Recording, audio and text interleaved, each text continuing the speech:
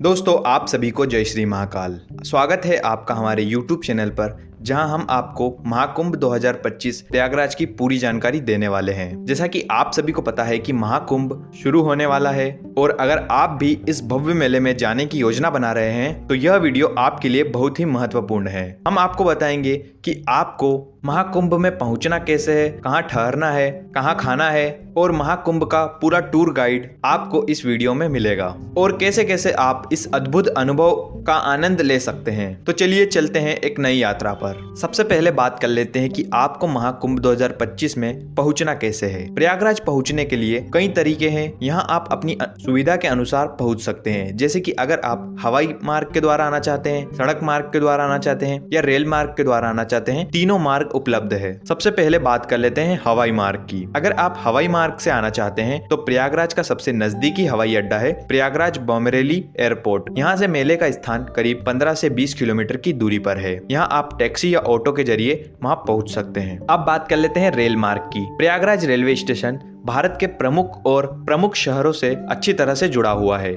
यहाँ उतरने के बाद रेलवे स्टेशन से सीधे कई बसें और टैक्सियां महाकुंभ की ओर जाती है। अब बात कर लेते हैं सड़क मार्ग। अगर आप अपनी गाड़ियों से आना चाहते हैं तो राष्ट्रीय राजमार्ग 19 से आप प्रयागराज आसानी से पहुंच सकते हैं। मेले के दौरान कई प्रमुख शहरों से बसें भी चलती है, आप उनसे संपर्क करके उनके साथ भी आ सकते हैं। अब बात कर लेते हैं कि आपको प्रयागराज में रुकना कहाँ है। महाकुंभ के दौरान ठहरने के कई विकल्प मौजूद है। आप अपनी सुविधा के अनुसार और बजट के अनुसार इसे चुन सकते हैं। धार्मिक धर्मशालाएं। अगर आप किफायती और साधारण ठहरने का विकल्प चुनते हैं तो प्रयागराज में कई धर्मशालाएं हैं जिसमें ठहरने का किराया सिर्फ 300 रुपए से शुरू होता है। Tent camps. कुंभ मेले के दौरान सरकारी और निजी शिविर भी लगाए जाते हैं। यहाँ तंबुओं में रुकने की एक अनोखा अनुभव मिलता है, जिसका किराया सिर्फ 500 से लेकर 5000 तक होता है, जिसमें हमने एक वीडियो भी बना रखी है IRCTC के ऊपर, जिसको आप डिस्क्रिप्शन में चेक कर सकते हैं। आपको वहाँ पर कई सारी होटल्स भी मिल जाएगी। अगर आप आरामदायक ठहरने का प्लान बना रहे हैं तो प्रयागराज में कई बजट से लेकर लग्जरी होटल्स है। होटल्स के किराए 1000 से लेकर 10,000 रुपए प्रति रात तक हो सकते हैं, जो आपकी पसंद अनुसार और बजट के अनुसार आप चुन सकते हैं। महाकुंभ के दौरान आपके पास फूड ऑप्शंस कौन कौन से रहेंगे, यानी कि खाने पीने की क्या व्यवस्था रहेगी। महाकुंभ के दौरान खाने की कोई चिंता करने की जरूरत नहीं है, क्योंकि यहाँ पर अखंड भंडारे और कई सारे भंडारे मिलते रहते हैं। यहाँ पर कई सारे अदर ऑप्शंस भी मिलेंगे, जैसे भंडारे। सबसे खास बात तो यह है कि मेले में कई स्थानों पर मुफ्त भंडारे चलते हैं, जहाँ आप स्वादिष्ट भोजन का अनुभव ले सकते हैं। स्थानीय ढाबे और रेस्टोरेंट्स। प्रयागराज के ढाबे और रेस्टोरेंट में आप स्वादिष्ट उत्तर भारतीय खाने का आनंद ले सकते हैं। यहाँ पर छोले भटूरे, पूरी सब्जी और लस्सी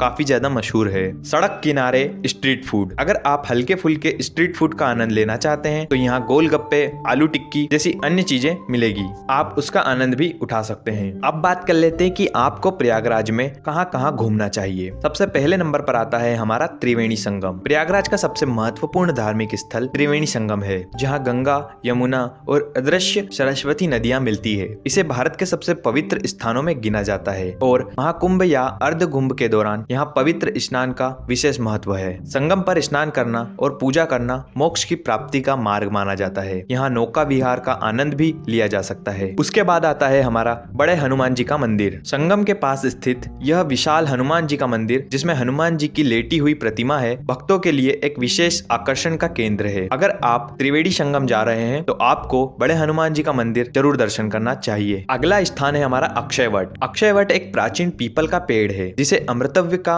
वरदान प्राप्त है। इसे देखने के लिए प्रयागराज किले के भीतर जाना पड़ता है। यह स्थान भारतीय पुराणों और इतिहास में एक महत्वपूर्ण धार्मिक प्रतीक है। भक्तों के लिए यह पेड़ मोक्ष का प्रतीक माना जाता है और इसे देखने की मान्यता है कि मनुष्य के सभी पाप धुल जाते हैं। उसके बाद आता है हमारा अगला स्थान इलाहाबाद किला। प्राचीन मुगल स्थापत्य का एक बेहतरीन उदाहरण है। इलाहाबाद किला, जिसे सम्राट अकबर ने 1583 में बनवाया था। यह किला अपने विशाल आकार और शानदार आर्किटेक्चर के लिए प्रसिद्ध है। किले के भीतर स्थित अक्षय वट और पातालपुरी मंदिर देखने लायक है। अगला स्थान है हमारा आनंद भवन। आनंद भवन भारतीय स्वतंत्रता संग्राम का एक महत्वपूर्ण स्थान है, जो नेहरू परिवार का निवास स्थान था। इसे अब एक संग्रहालय में बदल दिया गया है, जहां पंडित जवाहरलाल नेहरू और उनके परिवार के जीवन की झलकियां दिखाई देती है। यहाँ पर गांधी जी के भी कई दौरे हुए थे। इतिहास और भारत की आजादी के संघर्ष से जुड़े हुए इस स्थल का दौरा करना एक ऐतिहासिक अनुभव देगा।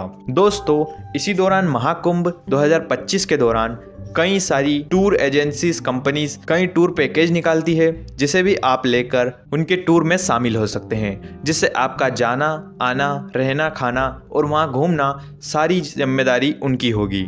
आपकी सुरक्षा को लेकर आपके स्वास्थ्य सारी जवाबदारी टूर मैनेजमेंट की रहेगी, जिसे भी आप ले सकते हैं। अगर आपको वो वीडियो चेकआउट करना है तो आप लिंक डिस्क्रिप्शन में है, उसे चेक कर सकते हैं। महाकुंभ के दौरान आपको कौन कौन सी चीजों का ध्यान रखना चाहिए। महाकुंभ में भीड़ बहुत अधिक होगी, इसलिए आपको कुछ बातों का जरूर से जरूर ध्यान रखना होगा। सुरक्षा का ध्यान रखें, अपने सामान का ख्याल रखें और महाकुंभ के भीड़ भरे इलाके में बच्चे और बुजुर्ग का खास ध्यान रखें। स्नान का समय, स्नान के लिए सुबह जल्दी जाने की कोशिश करें, भीड़ से बच सकें और जल्दी और ज्यादा समय का आनंद ले सकें। तो दोस्तों, यह था हमारा महाकुंभ 2025 का पूरा टूर प्लान। उम्मीद है कि आपको यह जानकारी पसंद आई होगी। अगर आपको इससे रिलेटेड कोई क्वेश्चन है तो आप बिल्कुल कमेंट में पूछ सकते हैं। और यह वीडियो अगर आपको अच्छी लगी हो तो वीडियो को लाइक करके चैनल को सब्सक्राइब जरूर करें।